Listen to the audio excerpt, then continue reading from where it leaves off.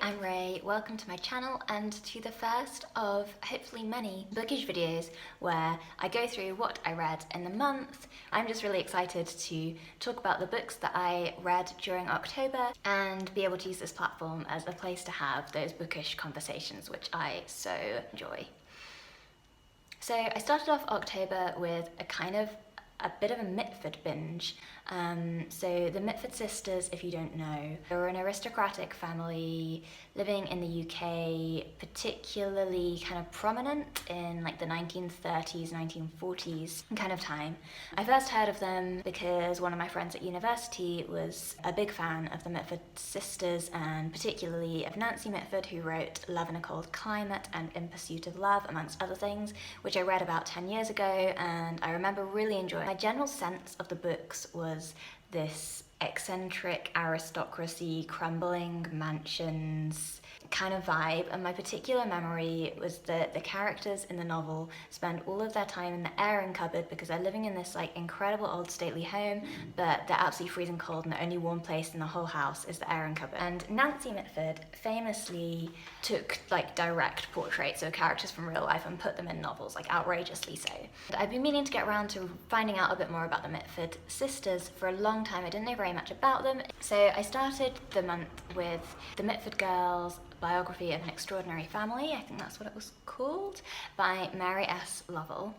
Pretty early on in the biography of the family, particularly of the sisters, so there's 6 sisters and 1 brother, she said that she wasn't going to go into detail about all the famous childhood stories of eccentricity, like the fact that, for example, the sisters were fluent in this language called Bowdadlage, something like that, which they're literally an entire language that they made up by themselves.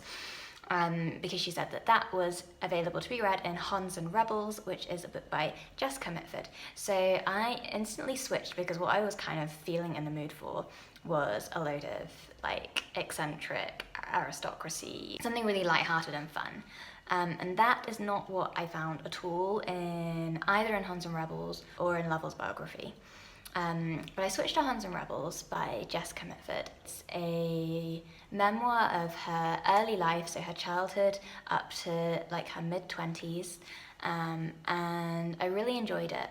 It surprised me because I was expecting there to be a load of kind of joyous, happy memories of her childhood, but Jessica actually really hated her childhood. She was kind of furious at her parents for refusing to give her an education. Jessica especially found her childhood in the countryside without very many pastimes and without being allowed to do a lot of stuff, incredibly boring and frustrating. Her memoir is about her childhood, about her escape from that childhood. It was written kind of in the way that you would expect a memoir by an aristocrat who grew up in that era to be written, and that there felt like there was a barrier between Jessica Decker, as she was always known as, Decker's emotions and the story that she was telling you as the reader. So she did a lot of journalistic work throughout her life, and it felt kind of a bit more like a work of journalism on her own life than a real kind of heartfelt memoir.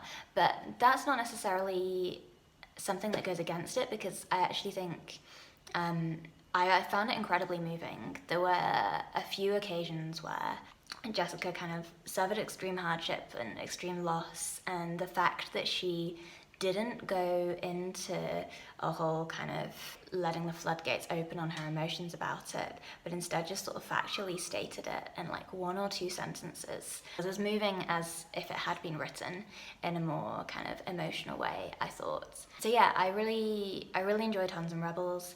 I felt like it gave a very good sweep of the sort of key facts that you might want to know about the Mitford sisters anyway. So famously, like a couple of them were really fascistic and Decker was a communist.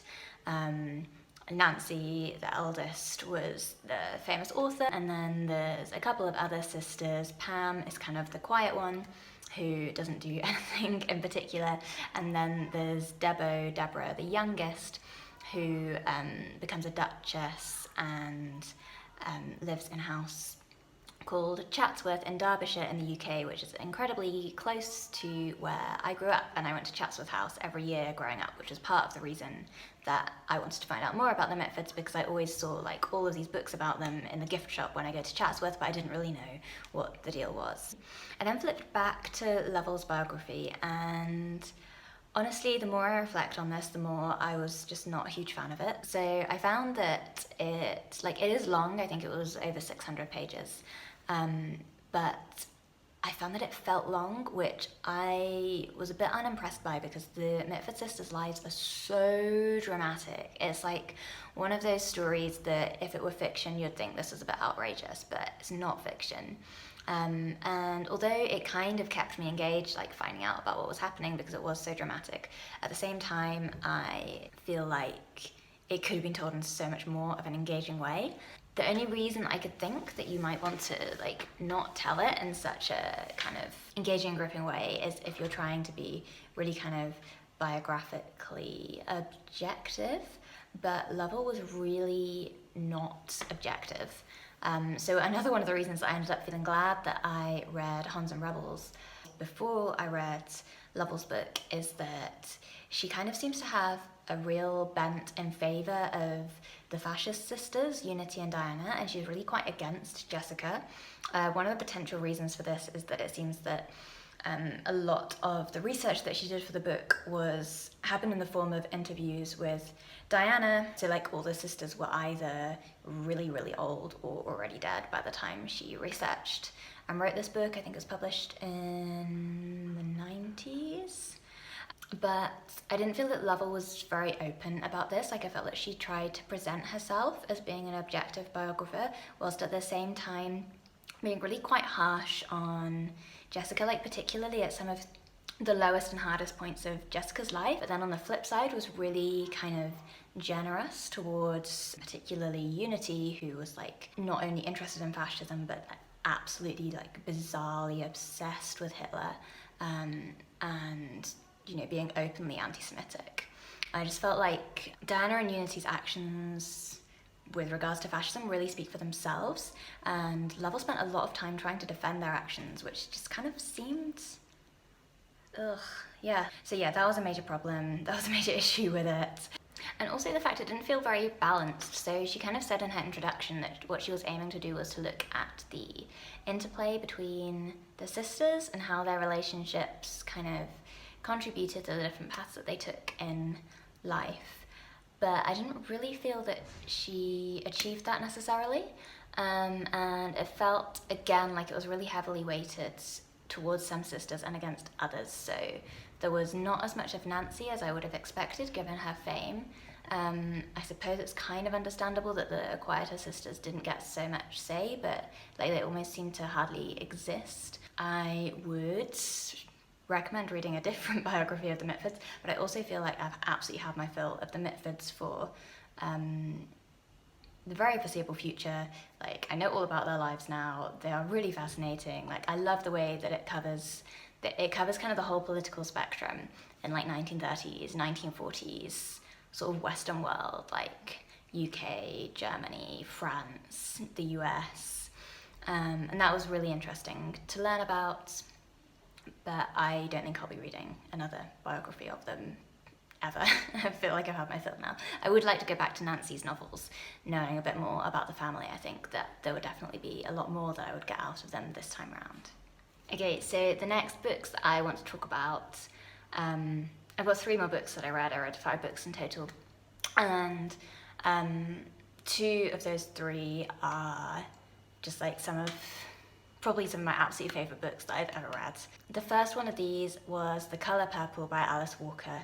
I listened to it on Audible. Alice Walker actually reads it herself, and it was phenomenal. Like, just a masterpiece, you know, when you're reading something or listening to something in this case, and you're just kind of floored by the incredible talent of the author.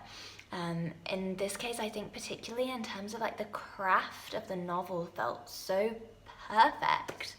And And really interestingly as well, it's pretty much the only novel I can think of where I wasn't initially that much of a fan. So, like, a little bit of context, if you don't know what The Colour Purple is about, it is about a black woman called Celie who lives in poverty in the southern United States in, I think, around the 1930s.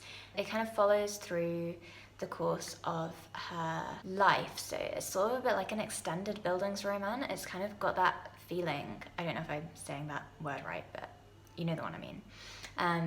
It's got that feeling of a coming of age novel, even though normally coming of age novels only take you up to like somebody just about becoming an adult and getting married, whereas this goes through a much longer period of her life. The reason I wasn't initially a huge fan, it was one of those books where I felt like, okay, this is important, but it's not enjoyable. It starts off incredibly brutally. Like pretty much on the first page of the novel, you have this young 14-year-old girl being raped by her father. And Celie suffers an inordinate amount of abuse. She is incredibly alone in life and surrounded by hostile figures. And that's how the story begins. And it's incredibly powerful. The imagery is quite graphic throughout, and I kind of almost got to the point where I was just like, I think I can take any more of this. And that was the point where Alice Walker just turned into this absolute genius. Like, it just felt like she had my heart in her pen the whole way along, and my emotions were so tied up with the characters. The women in this novel are phenomenal. Like, each and every one, the characterization is so developed. They are such deep characters. They are such strong, powerful women. This novel, I can't believe this novel is only 300 pages. Like, it feels like it had the depth of like a 1,500 page novel. It covers an enormous array of really important topics. Like, it's an epistolary novel addressed to God to begin with, and so it's looking at religion, at the role that religion plays in people's lives, at the variety of religion, so not exclusively at Christianity, but at more like spirituality. Obviously, it's looking at race. Obviously, it's looking at feminism. It looks at, you know, the history of race in America and the relationship between Africa and America and African Americans. It looks at sexuality, at love, at friendship, at jealousy, at like cultural identity. I basically pick any big topic that might be a theme in a novel, and it's in The Colour Purple. The way in which this novel is uplifting and beautiful and full of hope in spite of adversity and challenges and injustice. Like, I'm kind of tearing up just thinking about it. I was so moved by this novel. It's one of the best things I've ever read, and I can't wait to read the hard copy of it. Like, I love listening to it, but I think it's a novel that will really gain from being read and taking the time to pause and reflect and to think about it, because there is so much in there to be thought about. Yes, that was The Colour Purple. I think that was probably my top novel of this month. I adored it. Although I also adored the novel I'm going to speak about next, which was completely different to The Colour Purple, like completely and utterly different, but also brilliant. And this is Under a Dancing Star by Laura Wood, which is a YA novel. I'm not a huge reader of YA novels. You know, like, it's not a genre that I seek out particularly. This book just like popped up in my recommended feed, and I think it did because I love Eva Ibbotson. And it totally falls into that style of kind of like Eva Ibbotson, Dodie Smith, that kind of vibe of writing, which I adore. It's like my absolute favourite comfort writing, and also kind of why I read. When I read a YA novel like this, it feels like I am giving a gift to my younger self, because this is a kind of novel I so wish that I had read when I was a teenager. I really struggled as a teenager to find good books to read. There weren't very many books which really captured me as a teenager. I kind of just went straight from children's classics to adult classics, but I had like quite a few years in between, like kind of my secondary school years, where I just didn't really read very much.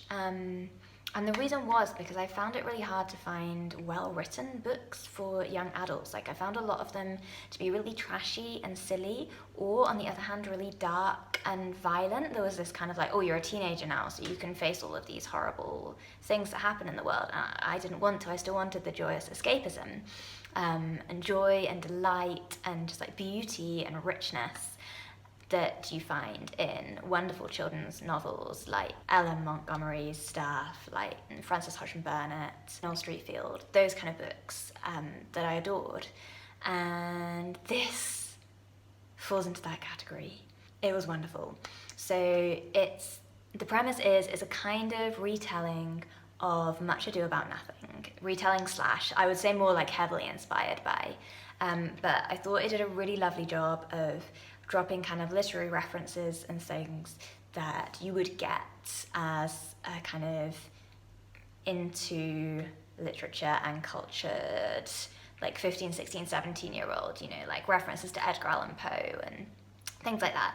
It was really funny, really lighthearted, like definitely such a happy novel. And it tells the story of Beatrice, so it goes with Beatrice and Benedict, which I really liked, who are B and Ben, and that's kind of like the relationship. It was very relationship driven, like it's probably the most romantic novel I have read in a long time, and it was really there for it. The kind of banter between them and the chemistry was really there, and it just completely took me back to being that like painful cusp of adulthood age. And what I felt Laura Wood did so well at was kind of like creating a really good character arc for B. She definitely grows during the story. I mean, the story is a summer romance, so in that sense it's quite cliche, but I felt she did a really good job of portraying just how much a summer romance can mean to you when you're that age. And there's this beautiful journey of growth as B kind of not discovers her passions, because she already has her passions, but like discovers that her passions can and should have a place in the world. And I actually credit Laura Wood with me making this video, because reading that book I felt so inspired to like engage with the stuff that I love and that I care about, which is reading and writing and stories, and the power of stories to enable you to grow as a person, like intellectually, but also morally, spiritually, and personally. And this novel really did that for me. There was so much affirmation, there were so many beautiful examples of the way that romantic love can be such a force for good in the world, and also the way that other forms of love are such a force for good in the world. B's relationship with Benedict is beautiful and moving and positive for both of them, as well as being like quite funny and quite lighthearted.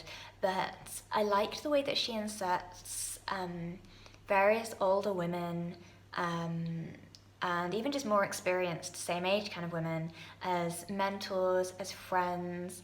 There are people who B sees who she'll never see again in her life, but who say things to her that inspire her and give her the faith in herself that she needs to go on to live a life that's fulfilling for her. And I think this is just absolutely the kind of message that, like, yes, that we want our young adults to be reading, but also that we really should be reading and engaging with at any point in our life. Like, I found reading this re-engaged me with the things that I cared about as a teenager, and reminded me that my teenage self is a part of who I am now, and that, in a sense, that like I shouldn't forget her and I shouldn't forget what she cares about, because those things are really important. Yeah, so it left me feeling really inspired and uplifted. I loved it. I can't wait to get a hard copy and like flick through it again and just be re-inspired. Like, it's not so often as an adult that you read literature which really inspires you to be a better person or to change something in your life. I think perhaps with perhaps with the exception of self-help books, but like there's a few real gems out there, I know, but there's also so much dross where actually you read it and you're still not inspired to change anything about your life. I think fiction can do just as much for you, and this is a prime example of that. I think it's important as adults to read those books sometimes which completely allow you to switch off, to relax, but also to kind of reset and reconnect with what's important in your own life. And this book totally did that for me. It was gorgeous. So those were my two absolute highlights. The last thing I read, I kind of like listened to / read. I ended up putting this at the end, but it was actually the first thing that I read in the month. It was A Town Like Alice by Nevil, Shute.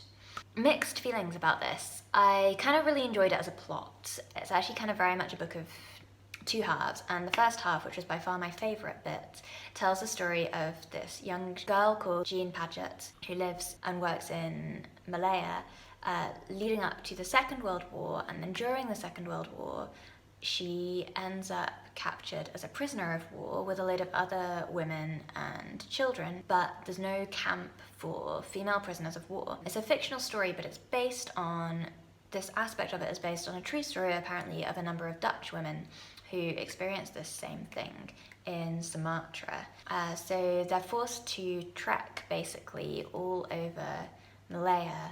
Jean kind of emerges as the leader of the group. She's an incredibly sort of like strong woman in, I would say, the quite like classic mold of a strong woman, quite a like businesswoman type strong woman.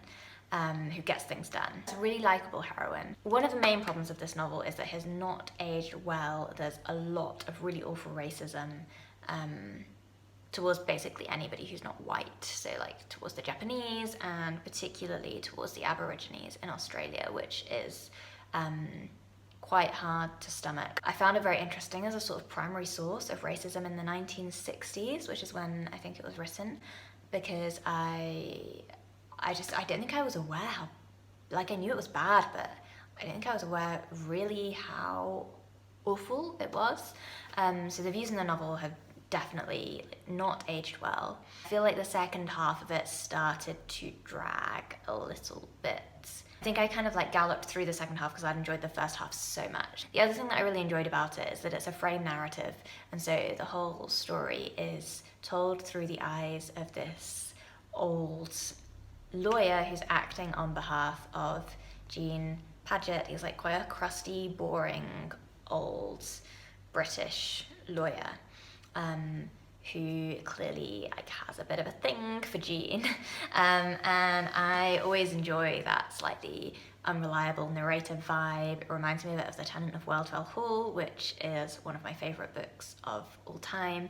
It just makes it a lot more interesting to read when, for everything that's told, you have that additional layer of knowing that the narrator is not the protagonist. However, I sort of found it a bit frustrating because I feel like Shute was a bit too blatant with like a lot of stuff. It started off with you feeling as the reader like you were kind of discovering things about the writing style, like there was depth to be dug at, there were nuggets of interest to be gathered if you did the work, but then Shute just kind of like did the work for you, and yeah, that made it a bit less interesting. So yeah, good story, but badly aged. Wouldn't highly recommend. That's all that I read in October. I hope that you enjoyed this video. Thank you so much for watching. I'm really excited to be using this platform to talk more about what I love, and I hope that you have enjoyed this video. Please like and subscribe if you have. I'm aiming to put out a video at the very least once a month talking about the books I've read this month, but possibly some other bits and pieces in between. So yeah, thank you so very much for watching, and I will see you soon.